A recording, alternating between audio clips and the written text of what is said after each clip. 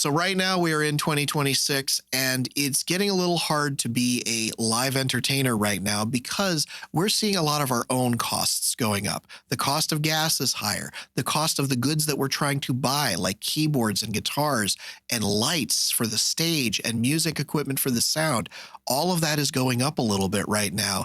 And it's getting kind of ridiculous to be a musician in terms of how much we have to cover cost-wise. So because of these things, we need to be very, very aware of what our value is and what we should be charging for a given performance in order to make it financially viable for you and I. So let's talk about some of that key criteria that you need to think about in order to charge what you're worth. Welcome back to Danny Robertson Music, where we're helping you be the performer that you are meant to be. I'm Danny. Thank you as always for joining me. We're going to have fun today. It's all about money and how we should be charging for our gigs. A few days ago, I ran into a musician friend who plays solo acoustic guitar gigs around my area. And we had a small conversation about what he charges for his gigs. And it kind of got me thinking about wanting to talk through this topic. Not all that long ago, I heard a different story about a band that I know that charged a pretty significantly low amount for a country club gig where they were going to be playing for 3 hours. They were charging like they were playing a bar gig instead of a private event.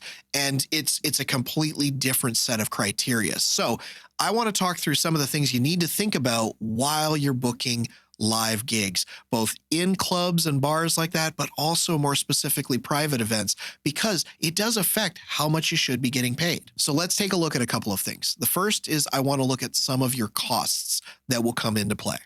Whenever you think about pricing a gig, you have to think about the time and energy and costs spent outside of your playtime. Your performance is not just the 2, 3, 4 hours that you are on stage. There is travel time.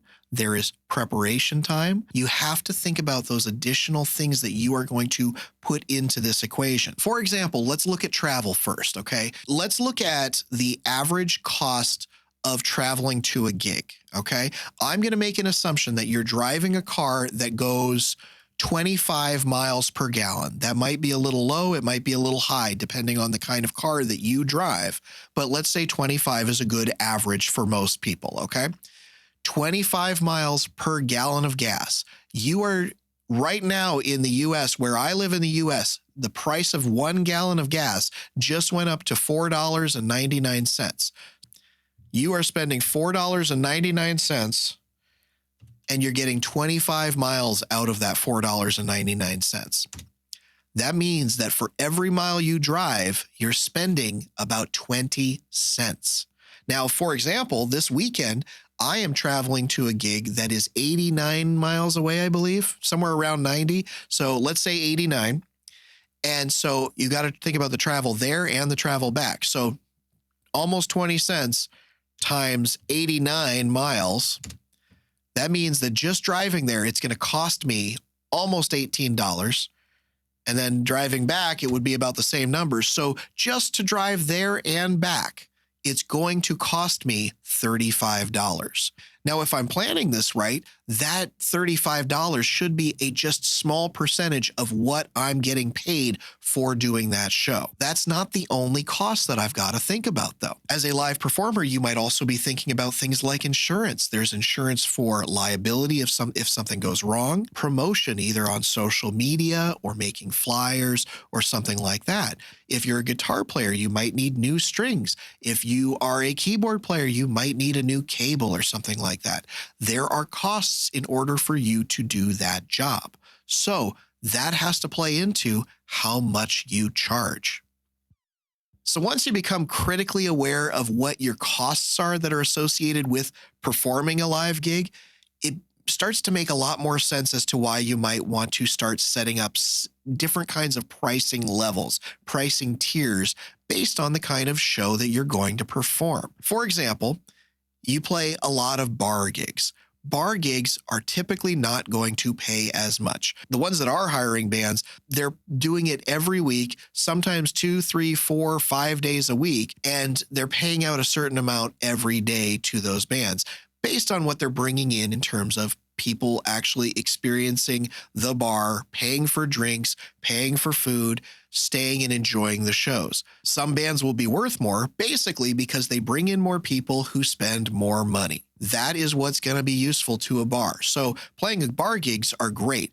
You get to do them regularly. You don't necessarily get paid a ton, but you get paid decently well every time. The regularity of those kinds of shows, playing them once a month or once every 2 months, you get that routine and you get a consistent income from it. But those aren't the gigs that are going to make you and your bandmates rich, okay? Those are the ones that you play to get exposure. Those are the ones that help you get the bigger, better gigs. Where you could possibly make more money at the bars is if you negotiate the way your fee works. So sometimes it makes the most sense to just have a flat fee. If the bar is charging a cover charge, sometimes it makes more sense to get a percentage of the door cover charge that's coming in. Over the course of time, that can make you a decent amount of money, but it's more about having the routine of playing a place, usually a public show, and the consistency of those gigs means that you can play for less and just play more often at those kinds of places. That is what I would call a tier 1 type of gig. It's, the bars, clubs, wineries, coffee shops, churches, maybe. Those are the ones where you're playing publicly and you're probably playing them at a somewhat level of routine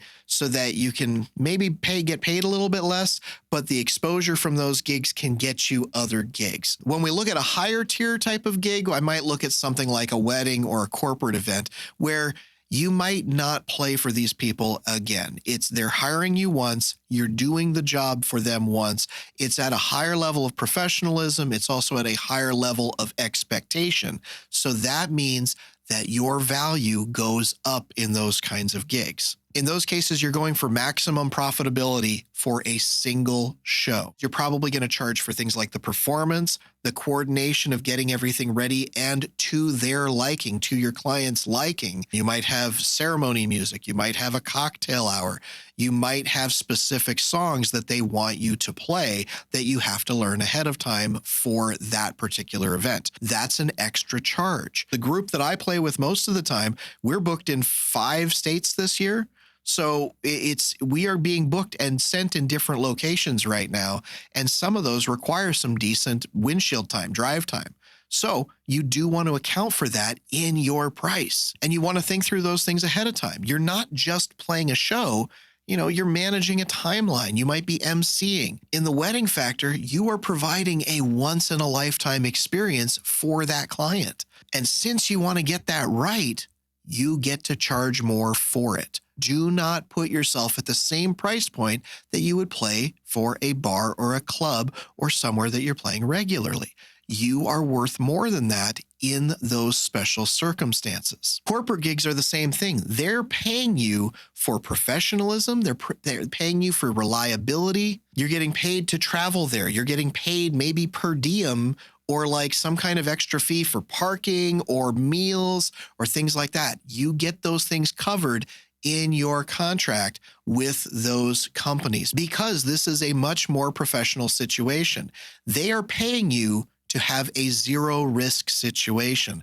They want to know what they're getting and they want to get the high quality that they expect out of live entertainment. You are providing a service, you are providing an experience, and that brings a certain level of expectation and level of quality.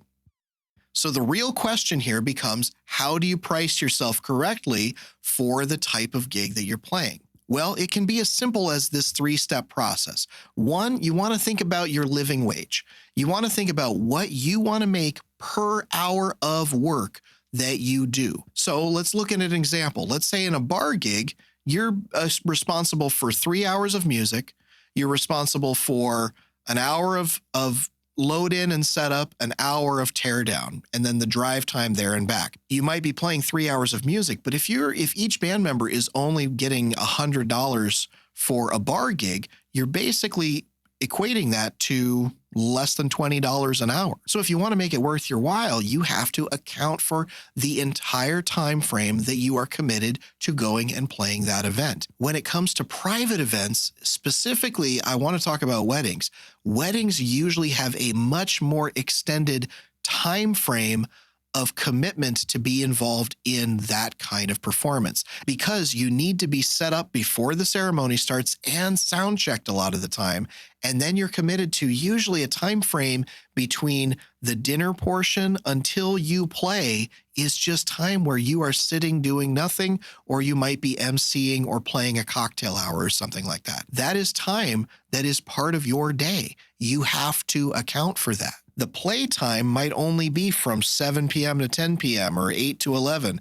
But then there's, a lot of the time on those kinds of gigs, you are going to get there at 2 o'clock or 3 o'clock in the afternoon and be set up by 4:30 so that the guests can arrive at 5 o'clock. So step one is figuring out your living wage. What do you need to make for 1 hour of work? That includes the off time that is not play time. Next, figure out your operational expenses. So what costs do you have associated with doing that performance? Do you need to buy strings? Do you need to pay for gas?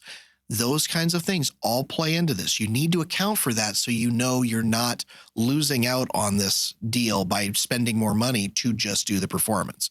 Okay? Look at those operational expenses. That's step two.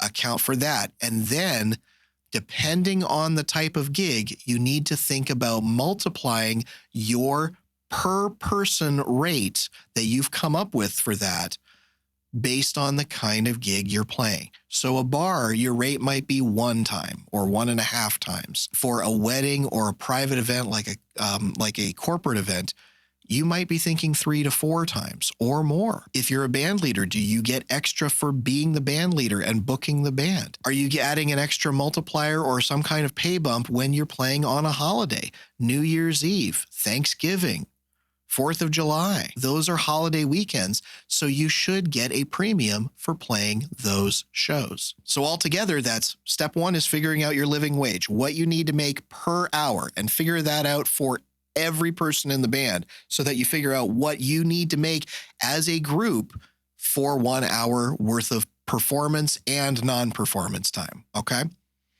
Second, get your operational expenses. Figure out what costs you have.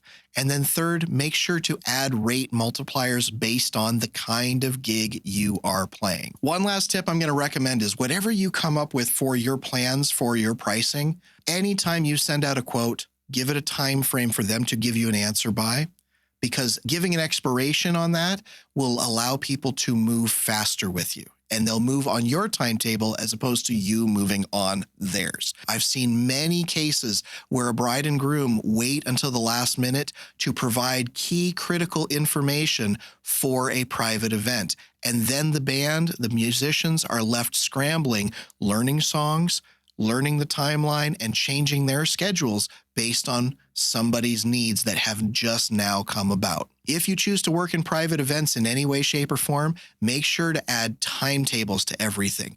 Make sure that your clients understand that you need to have information, you need to have payment by certain times, and that way things go smoothly on the day of the event, okay? If you've been playing any amount of time and you feel like you are doing more work than you are getting paid for, you're probably undercharging. A lot of people are. So definitely make it worth your time. You are a professional that people are willing to pay for. Make it worth your time. Charge what you're worth. Okay? Best of luck to you. Good luck getting those private gigs. We'll see you soon. Take care.